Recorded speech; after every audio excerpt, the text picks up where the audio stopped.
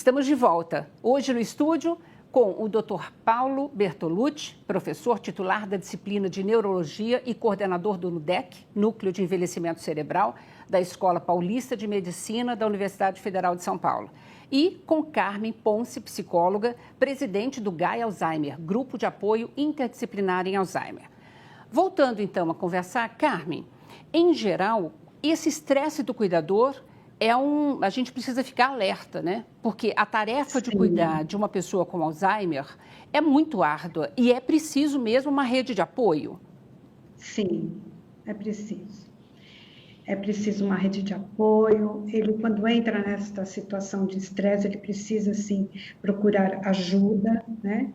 E aceitar a ajuda que lhe for oferecida, que muitas vezes eles falam, não, eu dou conta, mas nós sabemos que não, né? E ele deve fazer o possível para não ultrapassar seus limites, porque ele ultrapassa seu limite. E penso eu que eles precisam aprender a dizer não, né? Eu acho que esse daí é um passo que pode aliviar muito esse estresse do paciente, à medida que ele entende a situação, que ele não está bem e que ele pode e deve receber uma ajuda. Ou seja, o próprio Gaia, né, o Gaia Alzheimer, faz uma série de reuniões antes da pandemia presencial e agora online, exatamente para troca de experiências. É isso? É importante essa troca?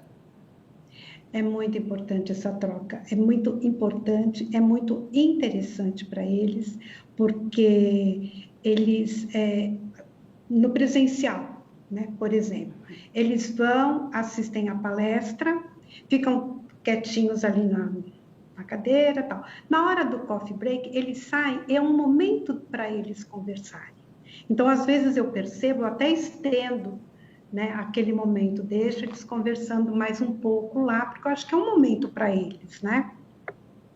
Mas agora, fazendo as reuniões através da roda de conversa, nós estamos sentindo o quanto eles estão se abrindo.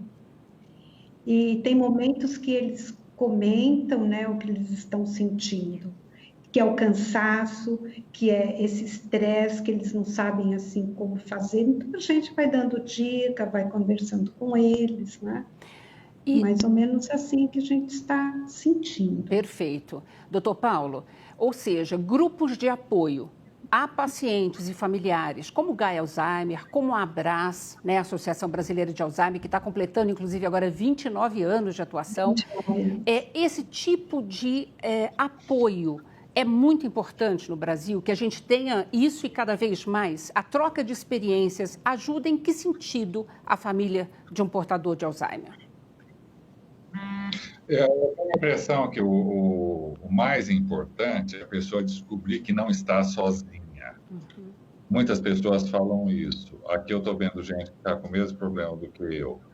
Parece óbvio. Você pensar que a doença de Alzheimer não é nada rara, ao contrário, ela é bem comum, as pessoas deveriam imaginar, bom, não sou só eu que estou vivendo a situação, mas na realidade, quando você está vivendo mesmo o problema, você não pensa assim, né?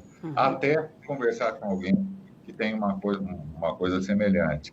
E não é só, a Carmen estava falando, não é só assim, você vai trocar dicas quando fica agressivo ou coisas desse tipo. É só de falar que você...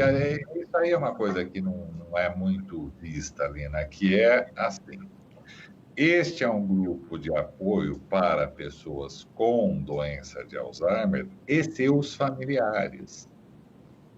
Os seus familiares têm os problemas deles.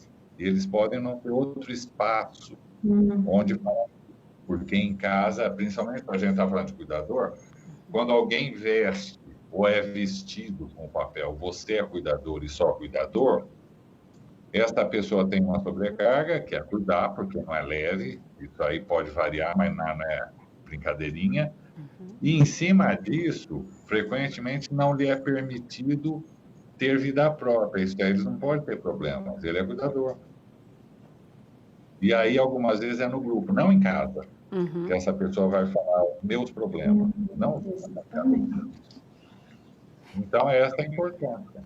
E você sabe que, por exemplo, eu já recebi muitos depoimentos de familiares, assim como o senhor está mencionando, que já me contaram assim: nossa, eu vivo, Lina, um luto em vida, porque vê a pessoa se esquecendo até o momento que ela olha para a própria filha e não reconhece.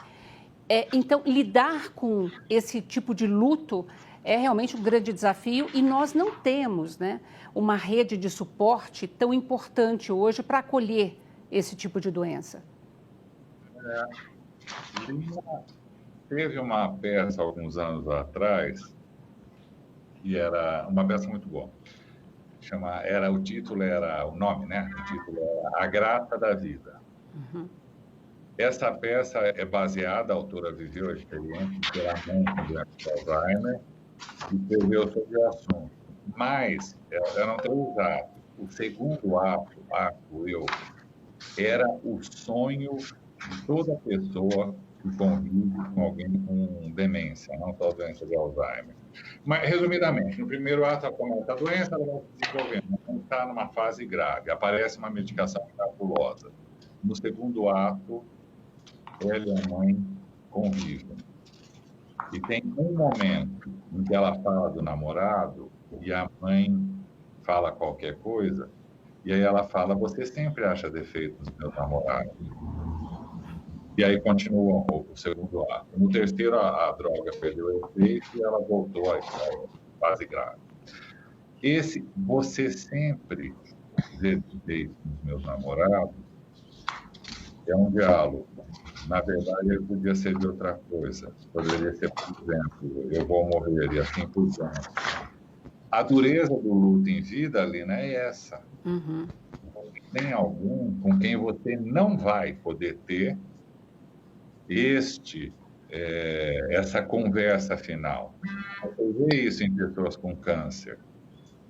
Elas sabem que vão morrer, o familiar sabe que vai morrer, e é muito recomendável, aliás, que eles encarem isso e possam ter uma conversa final, que é você passar limpo, você rever o que foi bom, o que foi ruim, né? Desfazer nós que aconteceram ao longo da vida. Uhum. Isso é importante para que a pessoa que vai morrer morra em paz. Para quem fique em paz. Infelizmente, a doença de Alzheimer, as demências roubam isso. Uhum. No momento que iria acontecer esse diálogo, ele já não é mais possível, porque a pessoa com demência não é mais capaz de ter o diálogo. Ela não tem o segundo ato daquela peça. Essa, acho eu, é uma das grandes tragédias das demências. Uhum. Agora, doutor Paulo, é importante hoje que a gente saiba reconhecer os sinais de alerta, inclusive, da doença de Alzheimer, para procurar ajuda o mais precocemente possível? É importante. Tem um problema aqui, Lina. As pessoas, como sempre em doença, elas pensam em medicação. Isso aí é um pensamento de facilidade que não existe. É meio parecido com uma coisa: quem tem diabetes ou tem hipertensão, não se iluda, não vai ser só o comprimido. Vocês sabem disso, vocês podem ignorar, mas vocês sabem disso. Não é só aquele comprimido. Tem mais coisa, tem atividade física, dieta, isso e aquele outro, né? Uhum. Com a doença de Alzheimer é a mesma coisa. Mas tem um problema adicional. Se você for pensar em tratamento medicamentoso, o tratamento medicamentoso só será, ele vai ser mesmo, vai acontecer para as fases anteriores à demência, né? Então, o diagnóstico vai ter que ser cada vez mais precoce. Na realidade, ele vai ter que ser até na fase anterior à da demência propriamente dita. O problema, que eu acho que você, né, não vai me poupar, Lina, e é fácil de fazer? Não é fácil, mas ele pode ser mais difícil ainda. O que eu estou dizendo assim, o diagnóstico em pessoas altamente escolarizadas pode ser difícil, porque você usa testes e essas pessoas podem se sair melhor, porque elas são altamente intelectualizadas nos testes, dá a impressão, não tem nada errado aqui, você tem que usar coisas ainda mais complexas para testar. E ele pode ser ainda mais difícil em pessoas com baixa escolaridade, porque elas podem ir mal, e isso não quer dizer necessariamente que elas estão com problema cognitivo. Então, o diagnóstico tem que ser precoce, mas ele pode ser difícil para nós, aqui no país, nos dois extremos. Pessoas muito escolarizadas e pessoas com escolaridade muito baixa. Então, você veja o tamanho do problema aí. E vai ser necessário. Porque é por aí mesmo que os novos tratamentos vão acontecer. Perfeito, entendido. Agora, eu gostaria de um recado, né, que a gente está caminhando para o final. Carmen, eu gostaria de um recado seu para o nosso telespectador, para a família que hoje está recebendo um diagnóstico da doença de Alzheimer. Por gentileza. Então, a essas famílias que estão recebendo o diagnóstico, o recado que eu tenho é que eles procurem conhecer muito bem a doença, para que eles saibam como lidar com o seu paciente, em todos os sentidos. Que vai haver muitas mudanças, então ele precisa conhecer a doença o máximo que ele puder. Visitando os grupos de apoio, conversando muito com o médico, né? Eu acho que é isso, a princípio, que o cuidador, o familiar, ao receber a notícia, deve fazer. Perfeito, muito obrigada, Carmen. Doutor Paulo, é importante que o cuidador, tanto familiar quanto profissional, saiba muito bem conhecer, realmente lidar com os sintomas da doença, porque ela evolui por fases. Então, fazer cursos é uma questão importante? E eu gostaria do seu recado final também, por gentileza. Eu acho que o meu recado final seria, primeiro, para quem está cuidando de alguém com demência, você não está sozinho mesmo, no sentido que muitas outras pessoas estão vivendo uma situação parecida com a sua. E aqui, mais do que nunca, aquela famosa frase de Freud, o conhecimento liberta. Quando você sabe melhor sobre como lidar com determinados problemas da demência, para você vai ficar mais fácil. Eu não estou dizendo que vai ser fácil. Cuidar de alguém com demência nunca é muito fácil. Mas pode ficar melhor, pode ficar menos desgastante quando você sabe o que está acontecendo e sabe o que você pode fazer. E aqui tem uma coisa, o que você pode fazer, principalmente para uma coisa que é muito ruim, desgasta muito o cuidador, que são as alterações de comportamento, o manejo, isto é, a maneira como você lida com a alteração de comportamento, em geral, funciona muito melhor do que qualquer medicação. Aí é você, como cuidador, que vai fazer as coisas melhorarem. Mas, para isso, é claro, você vai precisar saber como fazer. Perfeito. Muitíssimo obrigada, viu, pela participação, doutor Paulo Bertolucci, Carmen Ponce, que a gente continue, né, dando esse suporte, essa rede de apoio às famílias, porque, afinal de contas, a doença de Alzheimer tem íntima relação com a idade e com a longevidade no Brasil. Nós temos que ficar cada dia mais atentos, não é isso? Isso mesmo, Lina.